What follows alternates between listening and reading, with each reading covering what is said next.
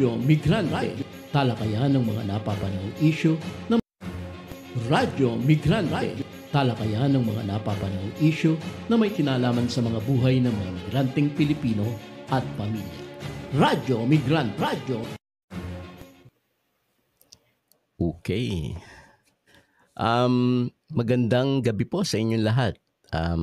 Welcome back to me. Kasi 2 weeks ako nawala.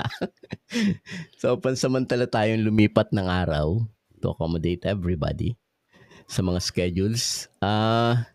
Ngayong gabing to, pag-uusapan natin is all about political prisoners and yung pwede nating pag-usapan na paglabag sa karapatang tao sa panahon ng regime ni favorite na pangulo ni kasamang RD. Ang title po ng ating usapan ngayon ang title po ng ating usapan ngayon ay Ibon May Layang Lumipad. So it's all about kasi the problem is yung pong mga political prisoners ay kaya nga ang tawag sa kanila is political prisoners kasi ikinulong sila dahil sa kanilang pampulitikang paniniwala which is guaranteed sa ating constitution. At mamaya pag-usapan natin yung matinding pasismo ng Estado, yung persecution sa ating political belief. So magandang gabi po sa inyong lahat. Ako po si Chat Dimaano mula po dito sa Migrante kasama ko, South Korea. Magandang gabi po muli sa inyong lahat. Yun, welcome back. Ang tagal mong nawala. Nag-stay away somewhere. Yeah. Nag-staycation kaya tamo sa... staycation ako Staycation ever. Mga bagong tawag ngayon dyan, staycation. Mga millennials tayo ngayon Feeling millennials. Oo naman, syempre. Yun po. Basta kasama nyo ako, pasok. Wala ka nung mga kabataan yung ating ang mga millennials ang ating mga bisita nung mga nakaraan Kaya nag-feeling millennials na tayo. Yun po, sa lahat po ng ating taga-subaybay, kung may tanong po kayo at mayroong gustong sabihin, ilagay nyo lang po dyan sa ating chat box para sa talakayan natin mamaya ay itanong natin sa ating bisita ngayong gabi na ito. Magandang gabi po. Ako si Edsel Villena ng Kapin Saitama Migrante, Japan. Yo, magandang gabi ka Edsel. Tapos magandang gabi rin kay sayo, Chat. At alam namin medyo 2 linggo kang nawala sa program. Kami ay medyo malungkot nga kami, syempre hindi tayo nakukumpleto. Pero nung nakaraang linggo, mas swerte kami at nasamahan tayo ni Casaldi Ngayon naman yata medyo busy ang Casaldi. Kaya dahil wala si Casaldi, ako na ang babati siguro nung pinakakahintay ni Edsel Siyempre. nawala yata yung guest. Teka lang Naim Bagarabi, Maya Pabengi at maayong gabi. Maray na banggi. Sabi sa Indogabos. Hindi ko naulit, baka mapasabay. Maray na banggi sa Indogabos ng mga taga-Bicol sa mga taga-Bicol. Sa totoo lang dahil 2 linggo ako nawala tapos nakabalik ulit ako. Naluluha ako sa sobrang kasiyahan, mga brother. Talaga. Naluluha. Ang aking puso ay talagang parang sabi niya, prop time, yes! Prop time, yes!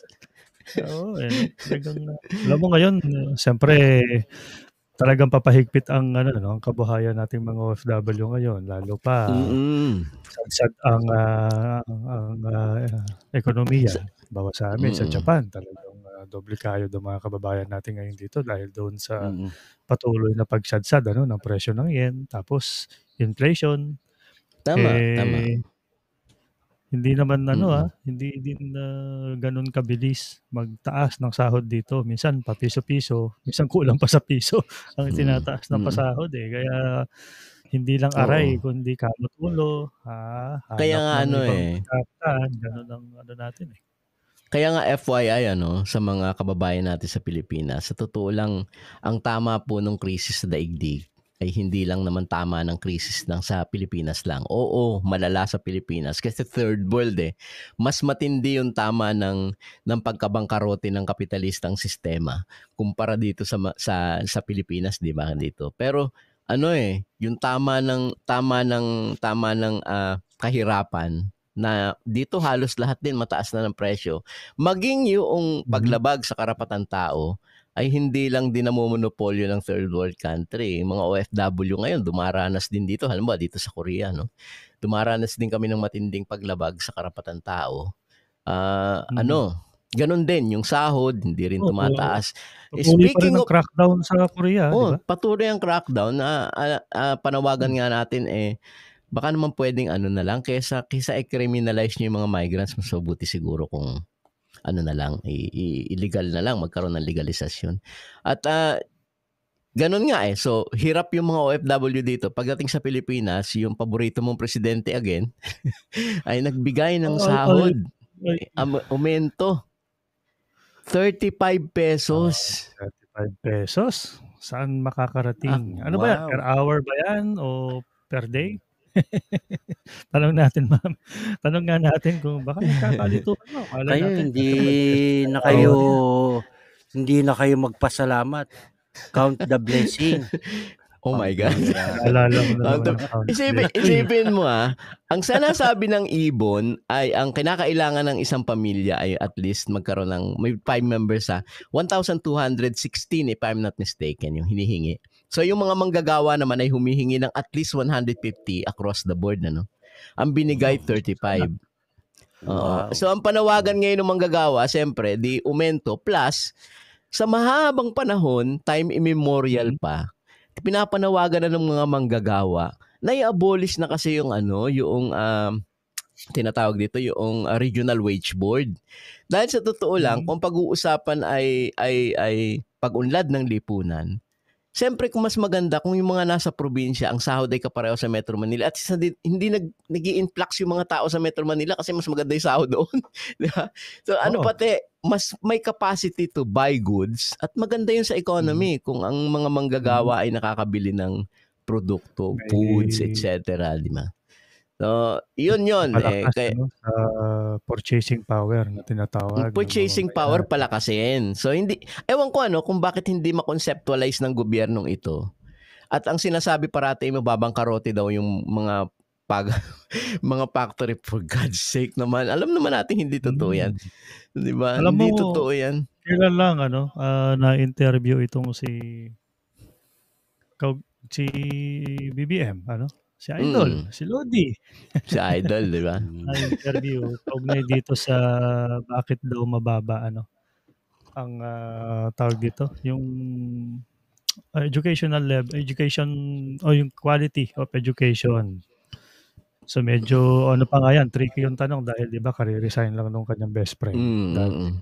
May political agenda pa, may 2 taon na wala naman nagawa talaga sa DepEd si Sara, maliban doon sa meron 125 million ang nagawa niya. Pera, Tapos ang komento ni Da Junior, talagang may problema daw yung edukasyon natin kasi hindi pa sumasapat para i-ready yung ating mga kabataan sa sa trabaho sa ibang bansa. Coming from the mouth of the president. Talagang ginagawa nilang palabas ng bansa lahat ng mga hindi ready sa kabataan natin imbes na maglikha ng trabaho sa Pilipinas. Ang inilikha yung palabas So siya, ang trajectory din pala niya, batay sa sinasabi mo, ang trajectory din itong Pangulo na to, kagaya ng ginawa ng tatay niya. Kasi tatay niya nag-umpisa ng labor export Labor export, yes. Oo, tatay niya nag-umpisa nun Sa tatay niya nag-umpisa yung labor export. Ang commodification ng Filipino labor. Di ba? Sa tatay niya nag-umpisa yon. So, continuation ng kawalanghiyaan. sa mga kababayan natin. Ganun yung ano. So yun, isa sa Uy. issue yan na nadinig ko. Ano pa yung isa pang panawagan na nadinig ko ay yung panawagan ng mga ano tawag dito, mga environmental activists to abolish yung Yes. yung Mining Act of 1995 kasi una di siyempre itong pagbubukas ng minahan winawarak yung ating kapaligiran at siyempre kapag nawarak yung kapaligiran hindi lang tayo nagko-contribute sa global warming, unang-una first of all ito ay ang ginagawa nito ay dinidisplace yung ating mga kababayang katutubo. Dinidisplace sa kanilang mga lupang ninuno. So, Hindi lang mayroong yung problema. mining, pati pa yung reclamation. Ito yung isa sa topic natin nakaraan nung kausap natin ang Agham Youth. Isa ito sa malaking concern talaga na hindi lang doon sa pagwasak sa kapaligiran kundi malaking epekto nito doon sa kabuhayan ng ating mga ng ating mga mangingisda at lahat pa ng mga mamayan na nakatira dito sa mga lugar kung saan ginaganap itong mga reclamation. As compare doon sa intensyon di umano ng reklamasyon para sa pagpapalago ng ekonomiya.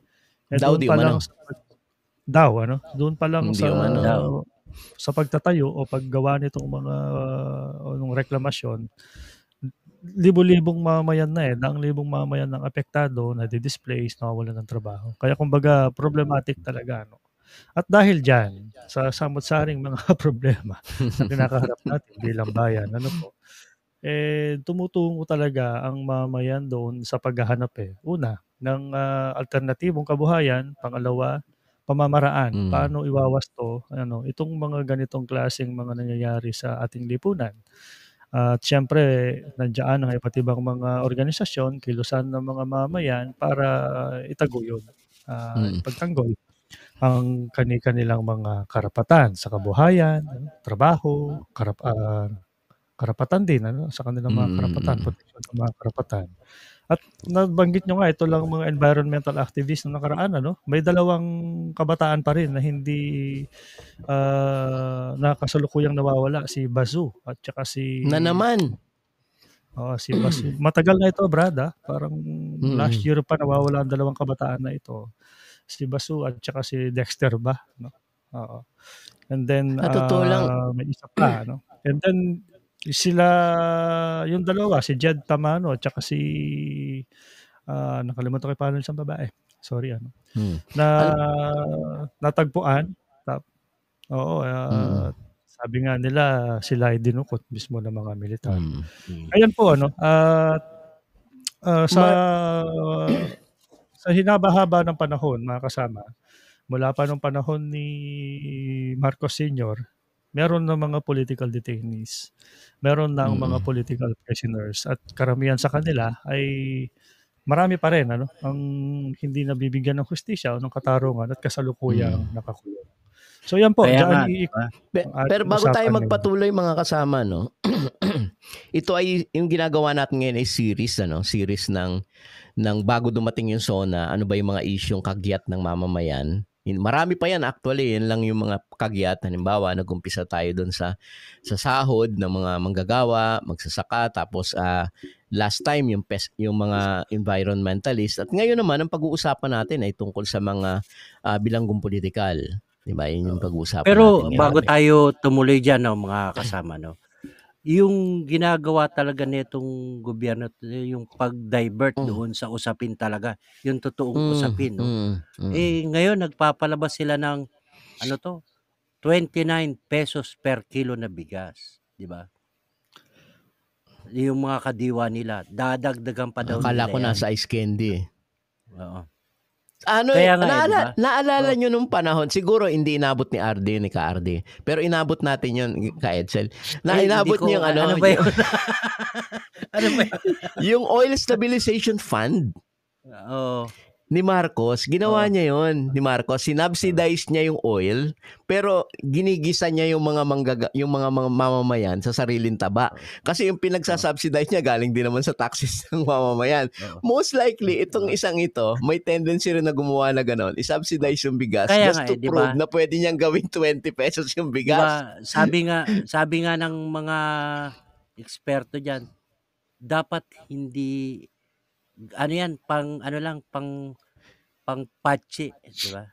Pulpul nga Pang patsi lang yan. yung takbo Oo. ng plano kasi instead na i-develop mo yung iyong long term yung tanaw, i-develop mo yung iyong Oo. agriculture. Ang tendency mo is Oo. of course to import. Dahil nga as usual, matagal na nating ibinabando dito sa programa na ito na yung gobyerno ay nakaasa at talagang sumasamba at naninikluhod sa neoliberal na patakaran, tinatawag na labor, yung tinatawag nilang free market globalization. May pangarap talaga itong estado na ito na maganda yung free market globalization sa mga mamamayang Pilipino, which is time and time again pinag-usapan na sa mahaba sa kasaysayan na ito ay hindi ano sa atin, hindi uubra sa mga Pilipino. Kaya nga, di ba? Sinasabi nga, di ba? Lalo Yung tayo naghihirap. ginagawa nila na ibaba yung presyo ng bigas. Pero gaano ba talaga dapat para bumaba yung presyo ng bigas? Dapat tulungan mo yung agriculture Exactly. sector, di ba? Malayo yung tanaw dapat, Hindi malayo yung yung tanaw. Long ganito term yung plano. na pansamantala na hindi pa to para sa lahat. Para lang to sa PWD tsaka senior citizen. Di ba? Para may masabi lang at sabi nga may ni Ka-RD, pagmamalaki Mema. na naman niya. May pagmamalaki Mema niya lang, na naman Mema. yan sa kanyang zona, di ba? Malapit na yung zona eh. Kaya nang Oo. gigigil nga si Kamodi last time natin na-guest, di ba? Gigil sila Kamodi kasi piniperwisyo sila nito eh. Itong estado na to eh. Kaya katulad niyan, di ba? Yung pagpapatay doon sa mga transport group, di ba? Yung transport sector, yung mga jeep, pag-phase out. Yung pagtatayo ng mga pag-aano sa mga reclamation, yung mga mangingisda natin. Okay. Di ba? So siguro magpatuloy na ba tayo mga kasama para yung maipasok na natin yung Masyado ating na tayo, na-high blood na naman yung kayo ating eh. guest kasi na-high blood na ako eh. Lalo akong ma-high blood Say pag muna pumasok tayo, siya. ano? Say hi muna tayo kay Mirna Hoson at Elizabeth Salvo nasa nanonood sa atin. Gabi. Ayan. Siyempre pa, mga kabayan, gaya nga ng nabanggit kanina, tayo naman po ay pinalad na magkaroon ulit ng pagkakataon na ma-guest sa ating programa ang Public Information Officer ng Karapatan, walang iba kundi si Maria Cristina Guevara. Mas kilala sa tawag na Giba, sa mula sa Karapatan at magandang gabi sa iyo, Giba. Welcome uli sa Radyo Migrante. Magandang gabi sa inyo. Sana malinaw ang tapos tayo. Ayan. Yan. Lahat ng ating tagapakinig at tagapanood viewers. May makikinig din mamaya sa Spotify. Nga pala, pagkatapos po nitong program natin, mga hintay lang kayo 30 minutes o 40 minutes, mapapakinggan nyo po ulit sa Spotify ang ating programa. At yung iba pang mga programa natin ito man nakaraang linggo. Anyway, ayan po, ratsyada na natin. Okay, siguro bago tayo dumako doon sa usapin ng kamustahin natin ang ating mga kababayan, ng mga political prisoners o detainees. Una muna, sa kapayanabangan siguro na mas marami pang mga manonood na hindi pamilyar o nakakilala sa karapatan. Maaari muna siguro natin hingan ng kaunting backgrounder kay Giba. Ano ba ang karapatan? At ano ba yung mga naging mahalagang kampanya o aksyon na nagawa nito sa mga nagdaang taon? Ang karapatan ng alyansa ng mga nagsusulong at nagtatanggol sa karapatang pantao, itinatag ito noong August 19, 1995. So kapag araw ng Quezon City, holiday sa Quezon City, Oo. Holiday pero walang holiday sa opisina ng karapatan. Itinayo yung karapatan 1995. Kasama ng ah, mga human rights defenders mula pa nung mga martial law survivors Oo. at mga Iyon, nalaglag na naman po si Teka, baka siguro i-advise natin si Gima na mag-ano na lang, mag-audio na lang. Wag na mag-open ng camera. Yun, 1995 pa pala naitayo ang karapatan. Natatandaan ko pag-graduate. Nag-holen ka na naman yan. Hindi, pag-graduate na ako ng high school yan, mga kapatid. Oo.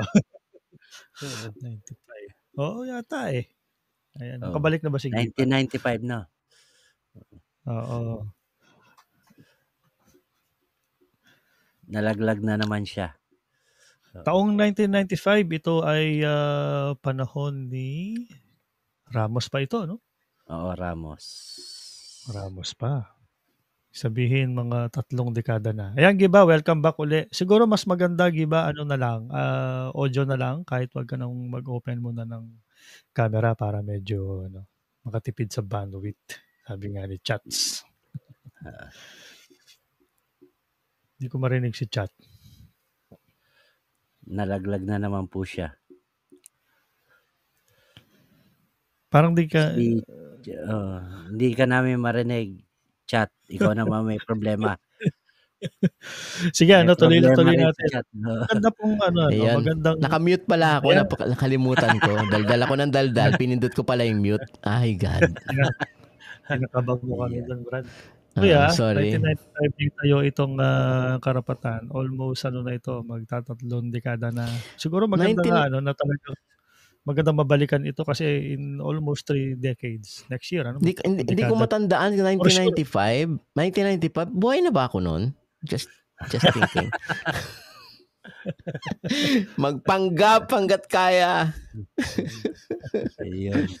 Pero maganda nga balikan ito, sabihin yung maikling kasaysayan ng karapatan for the benefit din ng mga kababayan natin na hindi pa... Kasi alam mo, marami din naman mga kababayan natin na nakikita lang nila yung karapatan sa TV, tapos yung propaganda lang ng estado yung nakikita nila. Pero of course, yung mga taga-karapatan, kilalang kilala ng mga militar yan, tinutugis nga sila.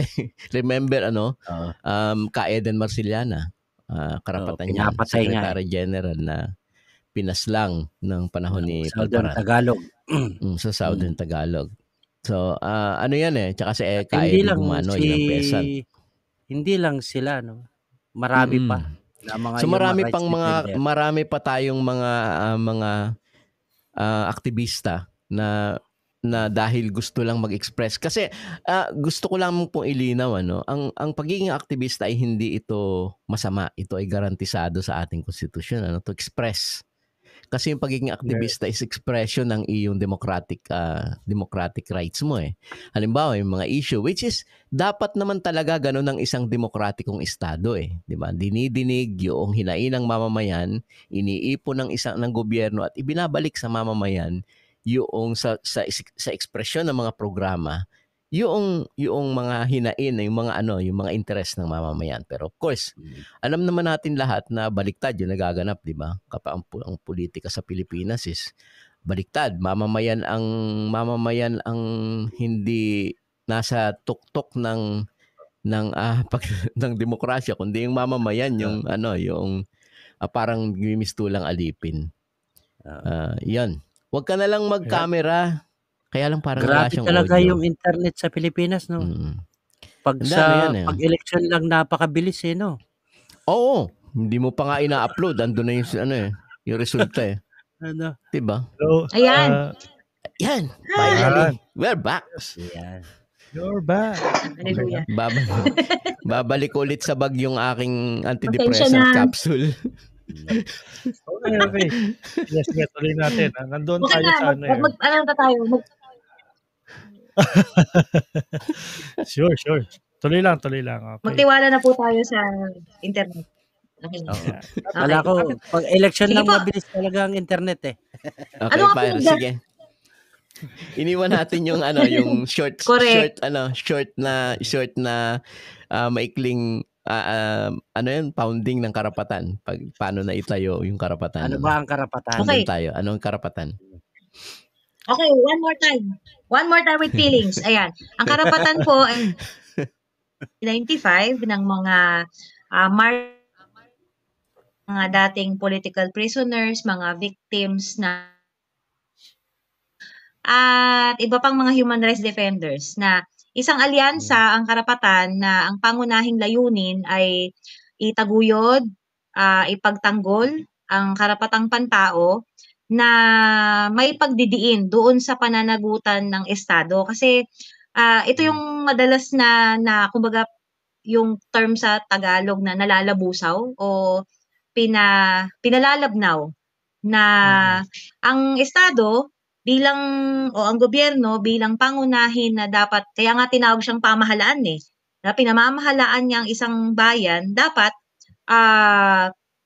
siya rin ang pangunahin na nagsusulong at nagtitiyak na yung mga karapatan ng mamamayan ay kanilang natatamasa. Lalo na yun ding mismong gobyerno o Estado ay signatories o kasama sa mga nakipagkasundo sa unas lahat ng Universal Declaration of Human Rights at ng iba pang mga kasunduan at konbensyon kasama ang ibang mga bayan at bansa na dito, klaro mula sa yung kaninang tinatalakay ninyo, mula sa pinakasimple na karapatan ng mga mamamayan ang sa pagkain, bahay, disenteng tirahan, kabuhayan, trabaho, seguridad sa trabaho, edukasyon, kalusugan at marami pang iba. Ngayon, isa ring dinidiinan natin na yung mga binanggit natin na mga karapatan, 'di ba kaya nga sinabing karapatan ano sa ugat ng karapatan? Dapat ibig sabihin walang pasubali na halimbawa, kapag sinabi ng mga misis ninyo na dapat alas 8 nasa bahay na kayo. Late na ngayon Diba? Walang makakatanggi. Dapat alas 8. Ako sumasagot talaga ako. 7:45. Sabi kong ganon. Pag sinabi niyang 8, sasabihin ko, 7:45 ako darating. O kaya pag bukas ng 7. Bakit ngayon lang ako umuwi? Yeah. Ngayon lang ako umuwi. Yung mga karapatan Oo. Pero yun nga, kapag gaya nga sinabing karapatan, dapat kapag dumating yung punto na itong mga karapatan na ito ay hindi natin natatamasa o nalalabag, meron din tayong karapatan para ibigyang boses o ilabas yung ating mga hinaing, mga panawagan. Kagaya na lang niyang taas sahod na yan. Naisip ko lang 35 pesos. Alam niyo ba kung magkano na ang mga silog ngayon? Silog na lang nung 25. Nalala ko nung college. Nung college, pinakamura. Kasi medyo recent lang yun Hindi ko nasasabihin yung college ko, Diyos ko. Pinakamura na, naalala ko, 40. Tapos nitong mga nakarang taon, nauso yung 40? Hindi nauso yung nitong mga nakaraan, nauso yung 20 log. Hindi, pero ngayon itong mga nakarang taon, nauso yung 20 log bago pandemic. Tapos, nung tumuntong yung pandemic, nawala lahat ng mga 20 log. Naging, 30 log. Tapos, ngayon, yung pares, ipin yung pares. Meron akong paboritong kinakainan ng pares sa tapat ng SM North. 60. 60. Oh my God. Ano yun sipin nyo, sidewalk yun Meron mga siomai rice. Kahit yung siomai rice, wala nang 35 nasa 40 kagaya ng mga siomai rice sa may bandang U-belt. Yan, yung mga ganyan. Pag tinignan nyo yung mga upukan, ang pamasahe, ang minimum ngayon 13. Kaya kung may plano kang, halimbawa, 3 kayo, minimum yun for every 4 kilometers. So halimbawa 3 kayo, ang ipambabayad nyo, yung 35 na dagdag sahod, kulang pa ng 4. Baka pababayin ka nun, Jeep. May-ari ng sasakyan. Ipagdasal nyo na lang na yung driver, driver ng piston. Yun. Para maka-discount kayo. Yun na lang. O kaya bayarin nyo na lang, pay later na lang yung 4. Samantalang So yun, samantalang inabot kong pamasahe, 75. Wag mo na kayo kwentahin ng edad ko. Ano yan, bagong lipunan pa ba yan? Kasi bagong Pilipinas sa tayo ngayon 75 ang minimum sa jeep. Bagong lipunan pa tayo. Kuya, bagong Pilipinas. Huwag mo sabihin ang bawa mo nun, Nutriban. Inabot ko rin ang Nutriban. Diyos ko po. Pero sipin mo, 50 years after na pumipila noong martial law sa bigas ang mga tao, ngayon naman 29 bigas daw. Kaya lang sa sobrang kapag pumunta ka sa palengke, siguro para kang nakakita ng rare Pokemon doon sa 29 na bigas na yan. Hindi ko alam kung kasi rare ko Pokemon siya. Yung gusto nilang i-introduce na yan. Kasi kahit yung pinakamurang bigas, yung meron palang ganun, nakita ko lang sa palengke nung isang linggo, na nakalagay bigas durog. Hindi buo yung mga butil. Sipin nyo, Japanese rice bilog, di ba? Yung talagang totoo siyang bilog, di ba? Pag Japanese rice. Yung bilog na bigas, di ba? Parang malagkit. Oo, malagkit. Pero yung durog na bigas, para siyang laon, as in yung luma na kala mo giniling ng 2 beses. Nakakadurog ng puso yun pag nakita mo. Sa isang bansa na ako'y naiinis, pasensya na kayo ako'y nanggigigil. Ihanda ng mga gamot, mga brother. Sandali at kukuha akong antidepressant.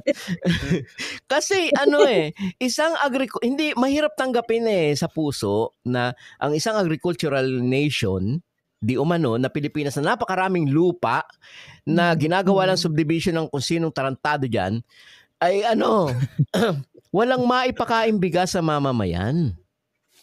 At pinapakain mo ng durog. Ay yung durog sa panahon ko nung ako'y bata-bata pa naman, which is hanggang ngayon isip bata pa rin, ay patuka lang sa manok. Kaya nakakagigil Nakakagigil nung ako'y bata pa, yung mga bigas na durog na gano'n, pinapatukan ng lolo ko sa manok. Pinapalamon nyo ngayon sa mamamayan. Hindi ba nahihiya itong estado na ito? Yung gamot. Yung anak gamot. ng imperialista. Yung gamot. Ito tubig. tubig. Nakakagigil Yung sa ganyan, di ba marami kasing usapin ngayon, yung hinahawakan ng yung kampanya ng karapatan, Ano-ano dito yung mga critical na kinakampanyan ninyo ngayon sa panahon na to? Yun nga yung sinasabi natin. Kapag syempre papayag ba tayo na si Chat ay high blood na lang na wala tayong gawin, 'di ba? Kapag may kinakaharap yung mga mamayan, hindi lang tayo magra-rant sa Facebook, magpo-post sa Twitter, 'di ba? Kailangan na iparinig ng organisado yung ating mga panawag at hinaing. Kaya nga, bukod sa mga karapatan na sinabi natin kanina, may karapatan din tayo magsalita, magpahayag, magtayo ng mga samahan. Kasi doon natin na pagsasama-sama yung lahat ng ating mga reklamo, hinaing.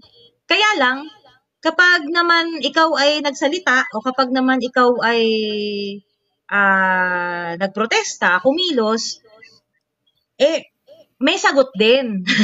Kumbaga, kaya nga kung narinig na ng mga tagapakinig natin yung salitang reaksyonaryo, yung tinatawag, yung sinasabihan ng mga aktivista, na kapag sinabi natin reaksyonaryo yung estado, ibig sabihin yan, wala silang ibang ginagawa kundi react lang ng react, hindi action, kundi reaction. Yun yung nagbubunga o nagdudulot ng mga paglabag sa karapatang pantao. Di halimbawa na lang, sa ilang taon na ang karapatan? 9. Pakikwenta nga. 29. Magkaedad lang pala kami. 20, magta-29 sa August, ayan. Magta-29, kalibre 29, Nax. Parang action. Balisong yan, movie, balisong. Balisong yan, Oo. matangkay Ay, nyo. balisong pala. 29. Nagkaroon ng kalibre. Sorry. Hindi ako magaling sa mga ganyan eh. So, yun, sa loob ng halos 30 taon na yan,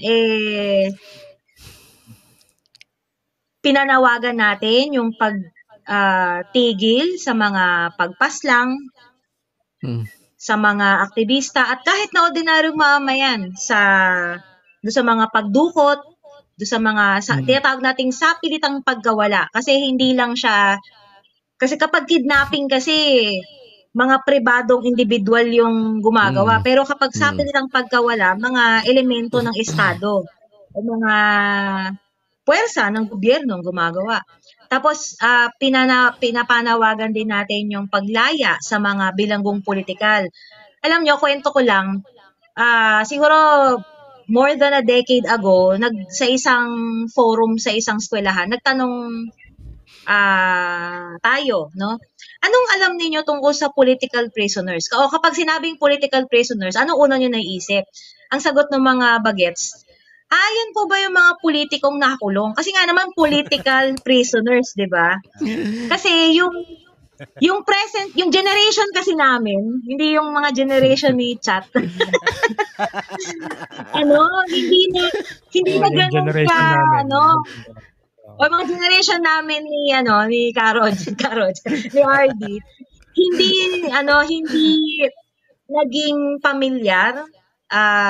It took time, no? Kung sa karapatan, it took time for us to reintroduce and explain ano yung mga political prisoners. So, saka syempre, kasi nga dahil totoo naman may mga politikong nakakulong, pero yung mga political prisoners, sila yung mga aktivista, opposition, kritiko, at didiinan ko ulit, ordinaryong mamayan na inaresto, sinampahan ng mga gawa-gawang kaso at ikinulong, hindi dahil kriminal sila o may ginawa silang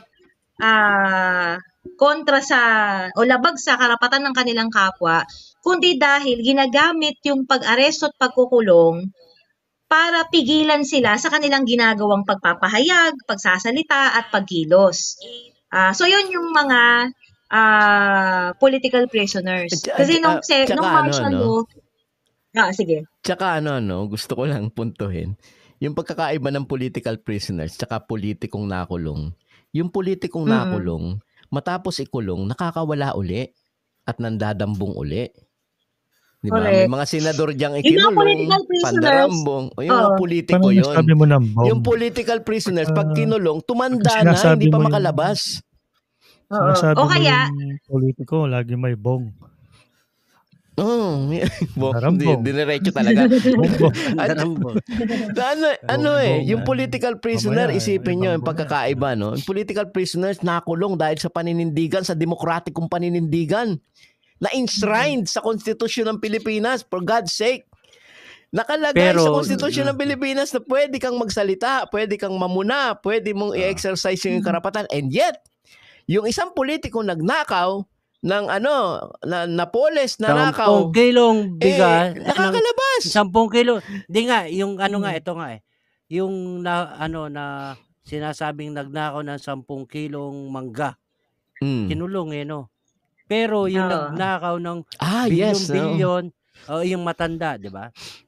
Pero yung matandang nanay yata ni Bongbong matinding pagtampalasan yun sa matinding pagtampalasan sa karapatan ng mamamayang Pilipino. Nagnakaw ang kaso, sabi, maawa naman kayo, matanda na yan. Huwag nyo nang ikulong. Di ba? Bilyon ang ninakaw sa kaban ng Oy, yaman ng yun nga Pilipinas. nagnakaw Huwag ng niyong ikulong. 20 taon na mag-asawa Bumili pa ng maraming alahas sa New York Ayaw nila Uy, huwag ikulong. niyong kalimutan yung napauso ng neck brace sa wheelchair. Isa pa yun. Oo. Oo. Ay, oo, Diba? yun. Isa pa Ngayon, yun. Yung pandakake ngayon niya nakasakay humarang sa ka na si wheelchair. Madam. Oo. Kita niyo ba Teka, ang oo, angka ni nalina Madam ka. ngayon? Teka, may may tumatawag. atraso sa Teka, may OFW tumatawag. yun Yung mga Sorry, loko sorry, na loko na yun, tumatawag. nilipat nun yung Hello, Garci. nilipat ng loko Ano na ba yan. Hello? Yung Garci. yung medical benefits ng OFW, nilipat niya sa PhilHealth para pakinabangan niya sa eleksyon yung pandakake na yun. Correct. Mm. Kaya kaya isa sa mga kumbaga binibigyang diin natin, ito yung sagot sa tanong na ano yung mga critical na mga kaso. Kasi kaya nilang gawin sa kahit kanino Exactly. Tapos, sabi nga, kasi sa international pala, parang isang konting trivia lang. Sa international, tinatawag din yung mga political prisoners na prisoners of conscience. Yan. Term yan ng United Nations. Kumbaga, parang sinasabi nila na hanggat merong political prisoners ang isang bansa, hindi mo talaga siya masasabi na isang demokrasya o isang demokratikong bayan. Yes, Yun. sakto. Kasi isipin mo kung talagang kinikilala yung freedom of expression, freedom of association, of movement, 'di ba? Political belief. Tapos political belief, tapos ikukulong mo ang isang tao dahil sa kanyang paniniwala na dapat may kinakain ng bawat Pilipino o dapat may pagkain sa mesa yung bawat Pilipino at gumawa siya ng mga bagay na yung mga hindi ginagawa ng gobyerno, tinutugunan nila. Kasi ngayon, may mga political prisoners na, bigyan ko kayo ng isang halimbawa, 2 human rights workers ng karapatan. Mga kabataan to mga legit na Gen Z. Si Fritz, saka nakalimutan ko yung name isa. Adrian. Yeah. Basta dumalaw sila sa isang inaresto na political prisoner. Nagbigay sila ng konting financial assistance at isang piling ng saging. Take note, saging. Alam nyo ngayon, recently, kinasuhan sila ng anti-terror law. Kasi daw, sumuporta sila sa terorista. Oo. Pero ang good news naman, para medyo bumaba naman ang presyon ni Chat, ang good news naman, na-dismiss na yung kanilang kaso. Kasi, napatunayan na walang basis yung pagsasabi na sila ay kumbaga nagbigay assistance daw sa pinagbibintangan na terorista. So banggitin lang natin ito it's another whole episode. Yung anti-terror law, isa yan sa mga bagong ginagamit para sa pagpapatahimik ng mga mamamayan na 'di ba nung panahon sipin niyo kalagitnaan ng pandemic na yung mga tao ay ang inaalala ay paano sila kakain, paano mabubuhay. Nagpasa ng batas na pumipigil pa sa kilos at pagsasalita ng mga tao. Tapos ang masama diyan sa anti-terror law, pwede kang ikulong ng 21 days nang hindi ka pa nakakasuhan. Sa ligang batas ngayon, sa Bill of Rights, hindi ka pwedeng ikulong na lalampas ng 24 oras. Oo, diba? pwede ka nang sabihin mo sa pulis na, uwi na ako kasi wala ka naman kinakaso sa akin Terorista ka. Tapos, yun. Tapos, kahit sino, doon sa anti-terror law, pwede kang bansagan na terorista. Sa ngayon, tuloy pa rin yung panawagan natin na junk terror law Pero sa ngayon, hinaharap na rin muna natin yung mga iba pang mga gawa-gawang kaso na sinasampalabas sa mga political prisoners. Alam niyo, bukod sa anti-terror law, ang masama, pinagmumukha talagang kriminal ng estado, yung mga political prisoners, ang kinakaso sa kanila, yung alam niyo ba sa legal yung may acronym na MARC. Yan, tandaan niyo to. Yung MARC, yun yung 4 na non-bailable na mga kaso. murder, arson, robbery, kidnapping. Kidnap Yan. kinakaso, di ba? Sa mga political So lahat prisoner. halos ng kinakaso, pinakamadalas yung murder. Halimbawa, sasabihin, taga Maynila ka o kaya taga ibang probinsya. Tapos sasabihin, itong taong to, sipin nyo kilalang aktivista, nagsasalita sa rally, uma-attend ng mga iba't ibang activities. Sasabihin, NPA siya sa Mindanao at dahil sangkot daw siya sa isang encounter, kakasuhan siya ng murder dun sa lugar na yon. Di meron ng dahilan para siya ay arestuhin at ikulong, isyuhan ng warrant of arrest. Tapos, kapag inaresto, tatamnan pa ng baril o kaya granada. Di dagdag na namang kaso, illegal possession of firearms and explosives.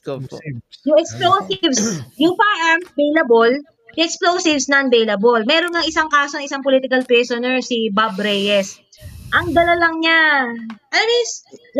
yung sling bag na maliit, yung uso sa mga, halimbawa yung dala-dala ng mga naniningil ng pautang. Waist bag, ganun. Yung waist bag ng araw. Oo, yung waist bag, belt bag, ganyan. Tapos nung hinuli siya, sabi, parang may dala daw siyang, parang detonator, tapos meron siyang baril.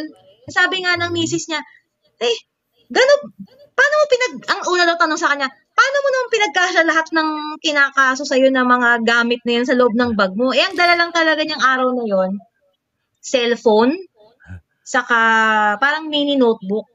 Kasi si Bob Reyes ay isang trade union organizer. So, siguro naglilista siya ng mga schedule na activity, ikot siya sa mga union nila. Yan yung isa sa mga... Sana sinabi niya yung bag ko naglalaman din niya ng tangke pag hinugot mo. Relax ka lang, Kamo Magic. Bag ni Doraemon, Kamo.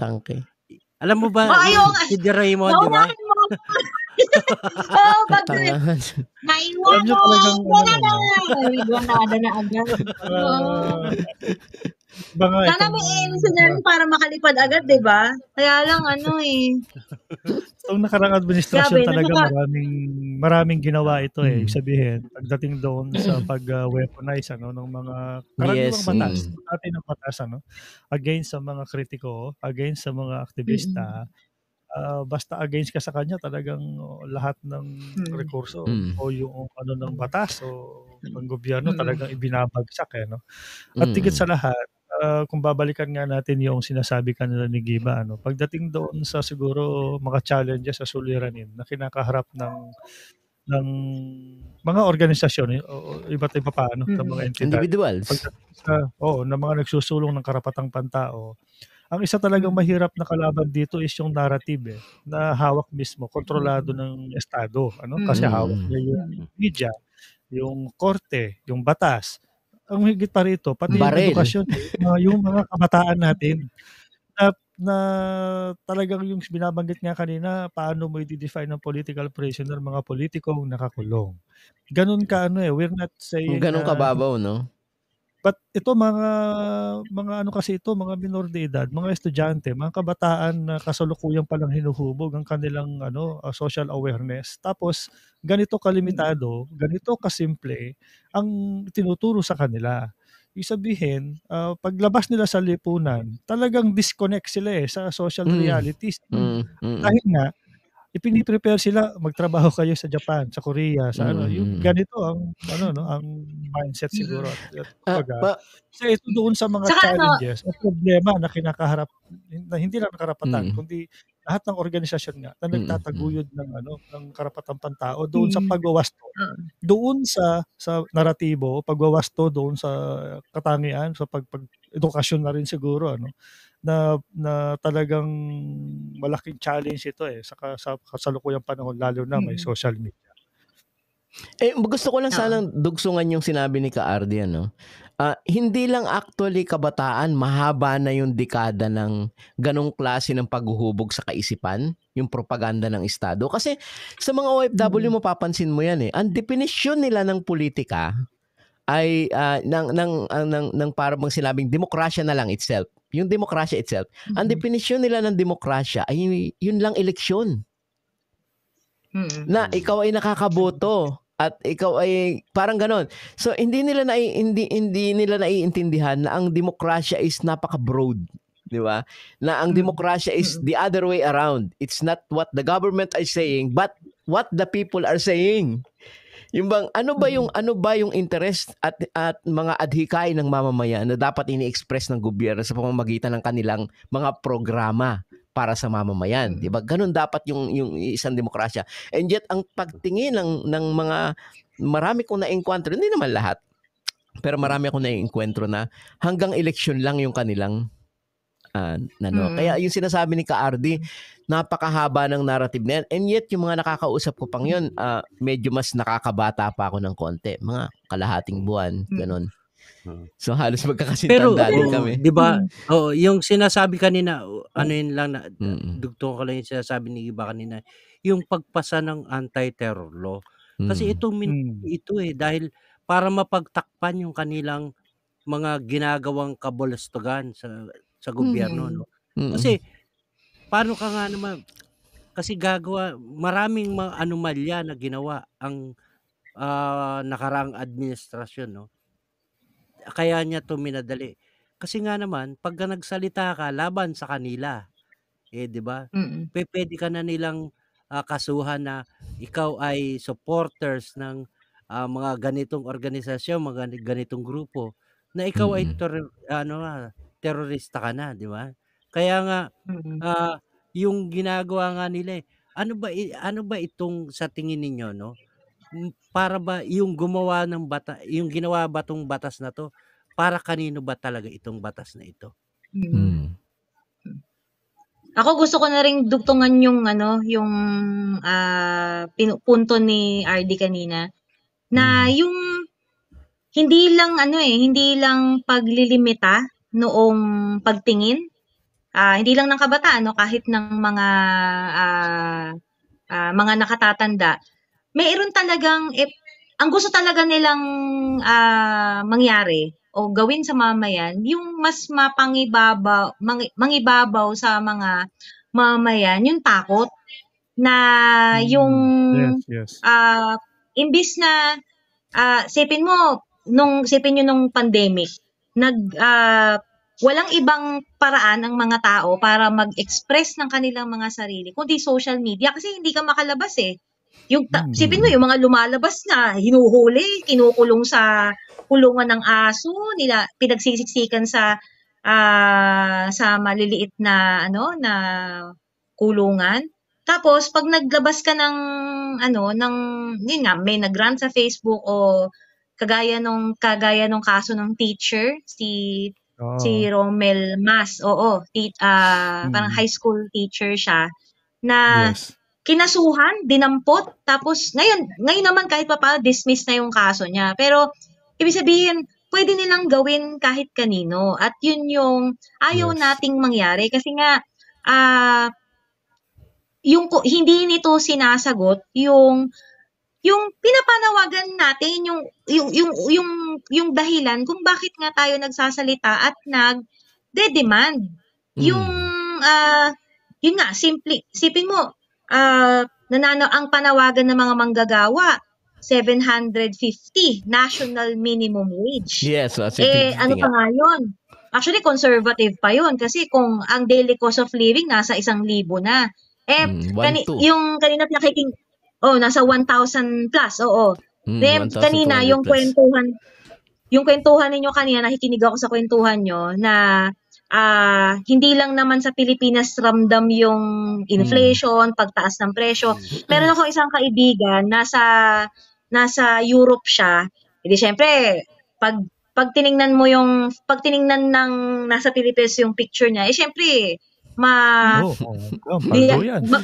magandang tanawin, malamig ang klima, diba? Kaya, syempre, pag social, ganyan. Pero nung nakausap ko niya, sabi niya, ganyan, ramdam na ramdam ko yung hirap sa Pilipinas, kasi nga daw, lahat ng kamag-anak niya, dumadaing, wala na kaming bigas, wala kaming pambili. Tapos alam nyo, sa grocery ngayon, kapag nagpunta ka sa grocery, ito talaga, napapansin ko talaga to lagi. Pag nasa grocery, dumami yung mga tao na matagal sa istante, nakatitig sa istante ganyan, tapos nagsasalita, mag-isa. Nagkikwenta yun. Nagkikwenta. Oo, Paano? nakaturo na ganyan. Mahal naman nito, ito ganyan, grabe, ganyan. Maano mo mararamdaman mo talaga, di ka na makakapag-grocery na 1,000 lang, yung kumpleto.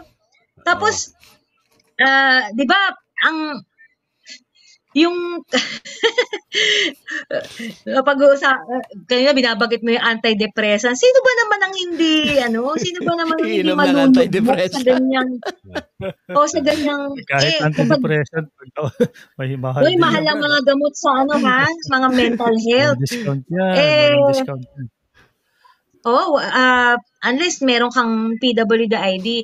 Pero yun nga, yung punto natin na hindi dapat matakot yung mga tao na mag-voice out Right. ng kanilang mga hinaing. Exacto. At yun din yung gusto nating kumbaga ma-instill sa mga kababayan natin na hindi masama na maging bahagi ng mga organisasyon, ng mga samahan kasi sa maraming pagkakataon, isang halimbawa na lang, 'di ba? Yung ginawang mga pantries, community pantries. 'Di ba isipin niyo ultimo community pantry, pati namimigay lang sila ng mga flyers, kinukumpiska ng mga pulis. Isipin mo yun Buti hindi kinasuhan ng anti-terror mga yan. Muntik na nga. Hindi pa nila naisip noon. Pero may mga pantries, particularly sa Mindanao, na pinuntahan sa bahay, saka nag-post ng mga poster ng may mukha nitong nag-initiate ng community pantry na sinasabi na mag-ingat kayo sa taong ito. Parang tumutulong lang daw pero may hidden agenda. Sipin mo yun, parang yun sino ba yung nagpasimula niyan? Hindi na nga sila nakakatulong na may merwisyo pa. Di ba? Nakakatulong na may merwisyo pa. Si Patring noon. Si Patring. Si Patring, siya yung nag-umpisa nun Sinabi nila Badoy na demonyo yan. Ginagamit ng demonyo yan. Sa totoo lang, kung ganong klase ang demonyo, ay doon na lang ako sa demonyo. Oo, kung ganong klase ang demonyo, namimigay ng pagkain, naghahanap na ipapakain sa tao sa panahon ng pandemya, doon na lang ako sa demonyo. Hindi nga iyon yung punto Diba? Ang punto, kaya nila ginagawa yan dahil para pagtakpan yung kanilang kakulangan. Exact. Diba? Tama. Amen. Yung panahon ng pandemya, yung inisyatiba na ng mamamayan, yung gumawa niya para makapagbigay ng tulong na hindi ginagawa ng gobyerno, di ba? Kaya nga saka tandaan natin yung mga totoong demonyo, sila yung mga yung magagandang ayos. Tsaka pansinin nyo, yung ganong klase ng move na yung mga nagko-community pantry, etc., dinidemonize mo, isa lang yung napakalinaw doon na gusto kong maintindihan ng ating mga tagapanood at makikinig. Ito ay anti-mamamayan, anti-demokrasya. Ito ay diktadurya. Hindi nyo napapansin. Ewan ko kung ba't naniniwala pa kayo sa ganong klase ng estado na kumakana ng ganyan, tumitira ng ganyan, na nagsasabi Isipin mo yun pag naniwala pa kayo sa ganyang klase ng gobyerno na mayroon tao nagbubuluntaryong magpakain sa panahon ng pandemya at iyong aakusahan ng mga terorista, etc., yun yung gusto kong isipin ninyong mabuti. Ito ay anti-mamamayan, anti-demokratiko, at antidemokrasya at diktadurya. Yun lang yan. Ganun kasi yan mga yan ang tunay na demonyo. Batiin muna natin itong ating mga taga-subaybay sa Hong Kong, si Ate Marina de Vera, si Annabel, si Aliyah ng Nagoya, si Mirna Hoson, tsaka si Elizabeth, ayan, mga taga-Japan yan. Meron ditong kanina pa yung bumati Actually, itong nakaraan mga buwan, magkasunod na bumisita ang OWA administrator na si Arnel sa Hong Kong, sa Japan. I think favorite ni Ka Edsel yan. Count your blessing, mga demonyo kayo. Ang isang talagang ang very distinct ito sa ginagawa ng OWA na banggit nyo kasi yung kademonyahan na yan. Very distinct dito sa ginagawa ng OWA ngayon, yung pag-discredit sa mga legitimate organizations ng mga migrante na tumutulong sa ating mga kababayan. At in a way, masasabi natin na talagang may kampanya itong administrasyong ito para i-discredit ang mga lehitimong organisasyon ng mga mamamayan. Kasama na tayo bilang mga organisadong migrante. At ito, itong ginagawa ni Arnel Ignacio na ito, hindi ito nalalayo doon sa red tagging na ginagawa nila Badoy, nila Eric Celis, ni Kibuloy, yung kanyang mga alipores. Kasi ang epekto po nito ay inilalayo ninyo yung mamamayan sa mga taong may tunay na layunin at mga advokasya gawain para makatulong sa ating mga mamamayan. Kayo naman, nasa gobyerno, sa halip na nasa inyo lahat ng rekurso, pondo ng gobyerno, nakukuha nyo pang gumastos ng mga milyon-milyon para sa biyahe ninyo, pag-organize ng mga event, para lang balahurain ang mga mamamayan na sa tingin ninyo ay hindi kaayon o kritiko ng gobyerno. Yan siguro. Siyempre kung siyempre kung laos ka na, pumunta ka na lang sa ibang bansa, mag-OWA ka, tapos manggulo ka ng mga OFWs na gustong tumulong sa kapwa OFWs, di ba? Laos ka na eh. Ginagawang talk lang show. Yun. Oo. Parang stand-up comedian, no? Yung dating niya doon sa pagka pumunta siya sa iba't ibang bansa na mga Filipino community, no? Pero yung pang-red tag na yan, no? Alam naman natin talagang napaka-delikado niyang pamilyar yung mga taga-karapatan dyan. Favorite sila dyan eh. Di ba? Pero mismo yung migrante din naman eh. Oo. Kami ni Ka-Ardi, itong programa na to, na red tag na to. Talaga? Wow, you should be proud. Itong programa na to. You should be Pero proud. gaano ba yung pang-red tag na yan, gaano ba kadelikado yan, no? Yung red tagging. Kasi 'di ba, nauso yan nung itinatag yung ipinasa yung batas na anti-terror law. Tapos binuo yung task force, 'di ba? Although na matagal na talaga yung red tagging na yan, way back 90s pa yan, 80s meron na talaga yan. Pero talagang pinagtibay lang nila ngayong pinalakas nila, no? Direkta na dahil nga na yung social media, no? Hindi, atras pa natin ng konti. Yung mismong yung red tagging na kilala natin ngayon o alam natin ngayon yung ginagawa, iti-trace back mo pa yan sa actually bago pa martial law, mula nang itatag siguro ang Republic ng Pilipinas, na yung mga actually atras mo pa ng konti, 'di ba? Hindi pala konti, ilang dekada pa. Panahon ng Espanyol, Amerikano, kung yung panahon ng mga mananakop, 'di ba? Na kapag tumututol ka sa nagahari o sa namumuno, 'di ba? Tawag sa iyo erehe, filibustero, tapos bandido, yan yung mga tulisan, yan, mga puro negative na mga Pero nung pagdating ng tapos yung tinatawag na witch hunting ng 'di ba ng 1950s yan, dahil nga saklot tayo ng control at pampulitikang domination ng US, pinatupad din nila yan sa Pilipinas. Tapos mas matindi pa nung panahon ng martial law, na yun nga, kung hindi ka para sa bagong lipunan, edi ikaw ay kaaway ng kapayapaan. Sounds familiar ba? Sounds familiar, no? Ngayon may bago na naman, hindi na bagong lipunan, di ba? From senior to junior. Bagong Pilipinas naman ngayon yung racket. Pero alam nyo ba, kahit yung term na bagong Pilipinas, rin yan, termino ng tatay.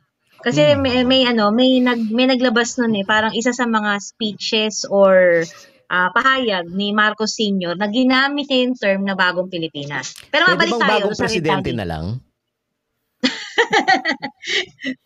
Pwede. Yun. Pero yung sa red tagging, kasi yung anti-terror law kasi 2021 lang eh. Pero yung pagbabrand sa mga aktivista ng mga terorista, ano yan eh? Siguro yung sa recent history, yung mula nung tinawag na terror attacks ng 2001, yung 'di ba yung bombing sa New York. Medyo medyo backtrack tayo ng konti. Para nag-start noon yung war on terror, tapos sunod-sunod na noon na yung mga tinatawag ng gobyerno na counterinsurgency programs o kontra-insurhensya na mga patakaran ay nakadirekta hindi lang sa mga sinasabi nilang armado, kundi maging sa mga miyembro ng mga legal na mga organisasyon. Isa yung wala na siyang ginagawang pag-iiba. Wala nang Basta kay armado ka o civilian ka, basta nagsalita ka o bumatikos ka, kaaway ka ng gobyerno. Ibig sabihin, binibigyan katwiran nila lahat ng mga posibleng gawin sa'yo na yun nga, sampahan ka ng kaso, kumbaga samain yung yung pagkatao mo sa ngayon may social media na. Pero hanggang ngayon ginagawa pa rin nila yung red tagging na yung old school, yung mga sako, pipinturahan. Imbis na lupa sa magsasaka o presyo ng palay itaas ang nakalagay, halimbawa si Edsel o supporter ng NPA, pero terorista, wag tularan, mag-ingat, ganyan. Tapos may mga tarpaulin naman na mga organisasyon naman direkta yung nirerenta. Kaya nga sabi namin hindi lang individual eh. Kapag sinabing red tagging, mga organisasyon, buong organisasyon. Kaya kapag ni-red tag ang migrante, ibig sabihin nun, yung global membership ng migrante ang nire-red tag. So lahat ganon siya. At yun yung mapanganib. Yun yung sinasabi nating mapanganib kasi nga para kang kala mo tinatakang ka sa noo na hindi imbis na halimbawa saludo tayo sa mga kababayan nating migrante na sipin nyo kapag may problema yung mga kababayan sa ibang bansa, hindi man gobyerno agad nilang malalapitan kundi yung mga kababayan din natin na nasa loob ng mga samahan ng mga organisasyon, di ba? Tapos gaganunin ka. Paano ka makakakilos ng malaya? Paano ka makakadulog sa mga sa mga kinauukulan kung wala kang paglalagyan ng iyong sarili na yun nga yung sinasabi natin na hindi masama na maging member ng mga samahan, ng mga organisasyon. Karapatan natin yan eh. At kung tingnan nyo, 'di ba, alam niyo naman mga Pinoy eh. Tingnan nyo mga Pinoy, kahit saan mo dalhin 'yan, 'di ba? Kultura natin na magsama-sama, magtitipon-tipon, tapos magbuo ng mga org, ng mga club, 'di ba? Mag-umpisa sa barkadahan. Mausisaan mo organisasyon. Oo, o kaya liga sa basketball, ganyan. O kaya every day off, magkikita-kita lang. Kasi masigla yung sense ng komunidad sa mga Pinoy. At doon tayo rin kumukuha ng alam niyo yun, ng suporta, solidarity, ng lakas ng loob. Kasi nga, hindi biro yung pinagdadaanan natin. At kahit na sinasabi nila na, syempre, naalala ko na itong ilang beses na pag, nakabisita rin tayo sa ibang bansa. Ang laging sinasabi ng mga dayuhan sa atin, your Filipinos very friendly, sabi nilang ganyan. Sabi ko, siguro rin kasi, yung kailangan natin kailangan natin ng ganong doon natin i-express yung yung tatag at tibay ng loob. Hindi para lunukin na lang yung sitwasyon o hindi para tanggapin na lang yung anong meron tayo ngayon. Kasi alam natin na meron pang mas igaganda o mas iuunlad yung sitwasyon natin ngayon. Kaya nga kahit na sinasabi na mga, 'di ba, pag mga aktivista daw, yung mga nagrarally, parang laging negative. Sa totoo lang hindi. Kasi lagi tayong merong lagi kang meron kang ipine-present na alternatibo na halimbawa, Yes. ngayon, 'di ba, kasi hanggang ngayon naman nagpapatuloy yung gera kontra droga. Fast forward tayo, kanina pandemic yung pinag-uusapan. Pero fast forward tayo sa 2 years, no? 2 years 2 years na pala, nung June 30. 2 years ni BBM sa pwesto, syempre, mas madalas pa siyang nakapasyal sa ibang bansa kaysa sa inyo at kaysa sa atin. Grabe sa yun. buwan-buwan yung mga bisita, di ba? Grabe. Nakailang, isipin nyo, yun? Pera ng taong bayan. At wala Maniniwala namang ba kayo na inuuwing investment. Tapos puro daw Walang investment. Saka parang pag sinabi natin pag-unlad, hindi lang yung sa datos din ng Ibon Foundation, kapag sinabing development, hindi lang naman yan makukuha sa foreign investment, yung local Yes. production, yung local na industriya, na dapat yun nga rin, kaya nga ilang libong Pilipino na ba lumalabas araw-araw? Kasi ang alam ko pa 4,000. 6,000 plus. 6,000 plus, more or less. 6,000 na? So, siyempre, nagbago presidente, promotor ng LEP, yung anak. And di siyempre, papunta pa rin yun doon yung trajectory. No? Kasi wala namang industriya nga Hindi ba? Nag-i-import nga ng bigas imbis na magtanim Wala, di ba kaya na sinabi natin, walang mahabang proyekto ng gobyerno at tagal lang papakasuso lang. Kaya talaga yung mga OFW, parami ng parami.